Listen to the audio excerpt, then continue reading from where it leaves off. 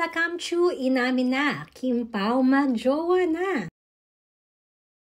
Naging napaka-successful nga ng first movie na pinagsamahan ng Kim Pao.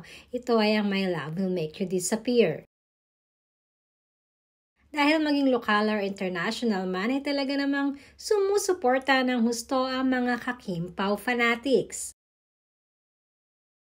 Bukod dyan ay napanood din natin ang Kim Pao sa kanilang special appearance kamakailan lamang sa Pinoy Big Brother House. Kung saan isa si Kim Chu sa naging napaka-successful na produkto nito. Samantalang isang nakakaaliw at nakakakilig na revelasyon naman ang na-share ng nakakatandang kapatid ni Kim Chu na sila Kam Chu sa isang interview. Alam naman natin na sila Kam ang isa sa pinaka-close ni Kim sa kanyang mga kapatid. At halos lahat nga ng ganap ni Kim, mapa-personal man o work matters, ay mapapansin natin na palagi niyang kasakasama sila Kam.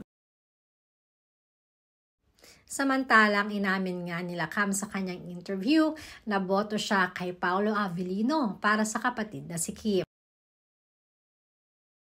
Nakilala na din di umano niya ito at naipakilala na rin personally ni Kim sa kanya. Ayon nga kay Lakam, may mabait naman di umano si Paolo. Ibinahagi rin niya na hindi siya nakikialam sa buhay pag-ibig ni Kim, lalo na at nasa right age na naman di umano ito. As long as masaya di umano si Kim, ay masaya na rin siya.